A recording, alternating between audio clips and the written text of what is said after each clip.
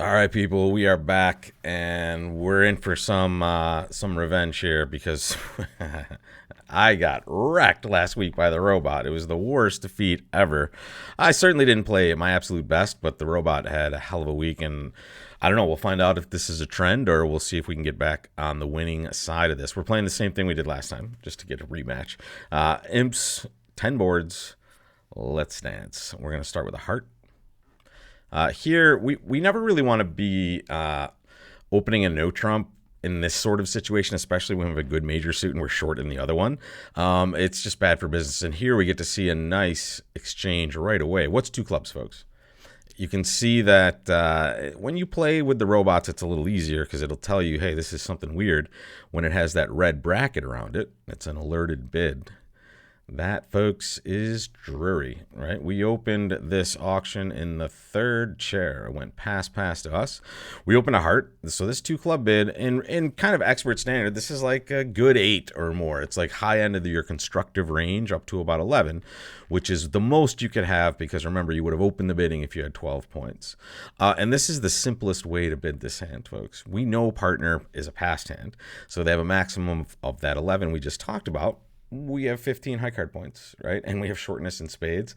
This hand has a game bid, and this is a frequent Drury auction, right? One heart, two clubs. Hey, I have, that high-end constructive up to invitational on its maximum. And here we accept that invite. And look at this, folks. Wow. We are going to take a lot of tricks. We're not going to have to really worry too much on this one. We can see first thing, the opponents didn't bid anything. King of spades is the lead, so we expect the queen to be there as well. We can trump some diamonds and dummy, but also we can just set up clubs for some pitches as well. Now, this spade lead kind of takes our entry away from us at this point. So here, I'm just going to kind of go about this in a weird way. I'm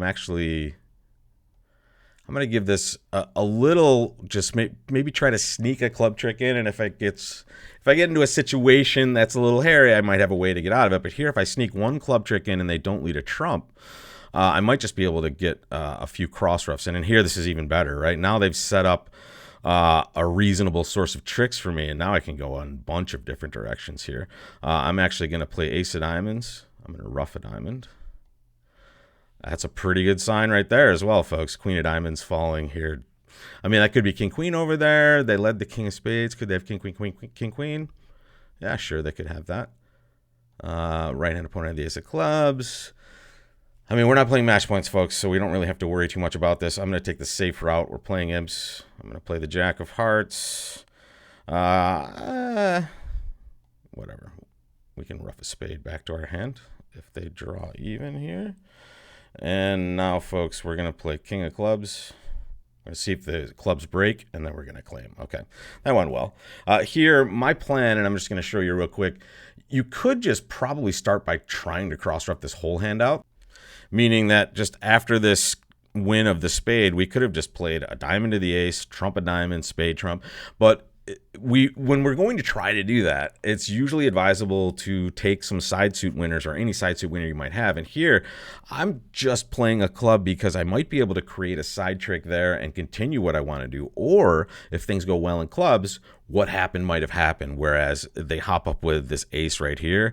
And if this suit is now breaking, it's okay. And then we see something beneficial in diamonds when we trump a diamond. So everything is going really well for us in this. We're not in a lot of danger, but there are ways we could have taken this in a different direction and lost more tricks. But at this point, this was a nice, easy win after they hop ace of clubs. And now they don't even lead a trump. It's just easy stuff here. You can see they covered an honor with an honor here in a weird way. They play the queen of diamonds because they're worried about a roughing finesse apparently here, and that just helps us out as well. We know now, no matter what happens, we can lose one diamond there and still create a trick in that suit as well. So here, not a bad start. Imps wise, I don't know. Hopefully we did not lose any imps on this one to the robot.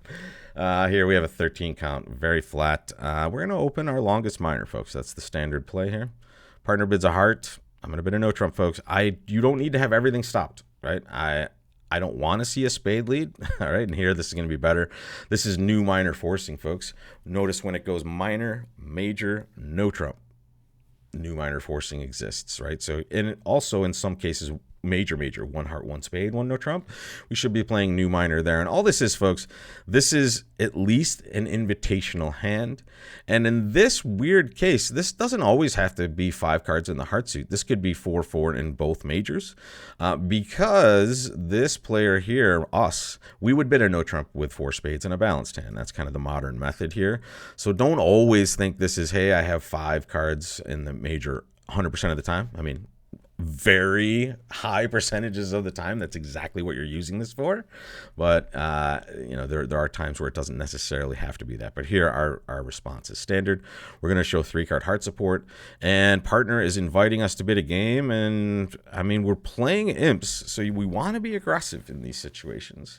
And I don't really trust the robot too often, but this is a hand where, I don't really want to be bidding a game.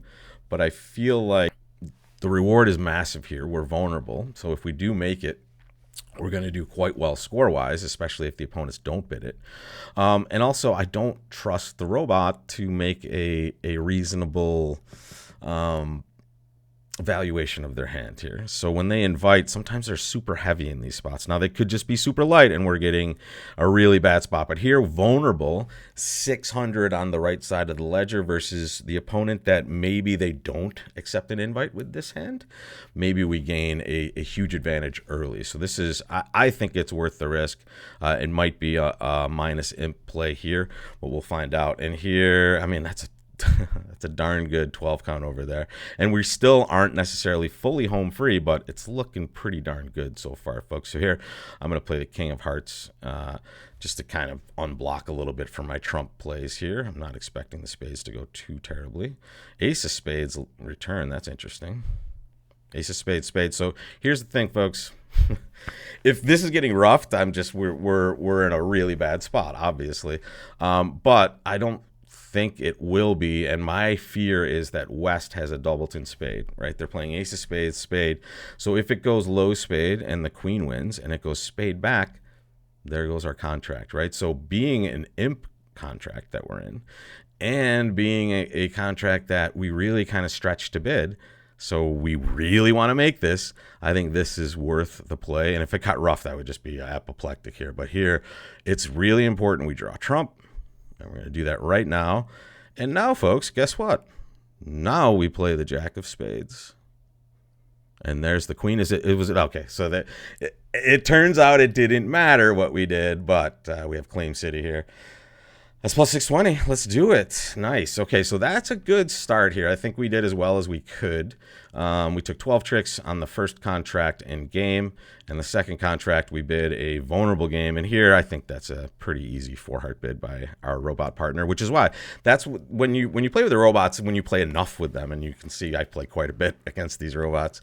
You have these trust issues that you can kind of get over by adding that to your calculus when you're making your choice. And here, part of my choice, where I wouldn't usually be accepting this with a partner that's inviting in a normal range, I just think that a lot of times the robot's heavy like this, and this is one of those perfect occasions for that. Here, if we take one spade away, don't want to move that sucker. Hang on a second, folks. Back in frame. Yeah, you get to see behind the scenes on this one. so here, this play right here, if they don't have this spade or don't have the 9 of spades, right? If it went ace of spades, low spade, and we duck and it goes queen, now it's just rough city there, and that's 4 losers, right? So this is the second loser. If we allow ourselves, and let me get these chicken scratches out of the way, and let's assume the 9 is transported over to this end. Now we're just in real trouble because it's going to go lose to the queen, which we're okay with, right? We're still making our contract, but then if it goes spade rough, yuck. Right, so we're in an imp format. We're okay doing this, right? We might be giving up a trick sometimes, but it's worth it to kind of secure our contract in these situations. All right, folks, this is the hand we're going to start with tomorrow on day 2. Take a look at it. Tell me what you think we're going to start with, and I will see you back here tomorrow for these 2 hands. And I think we're off to a much better start this week than last week.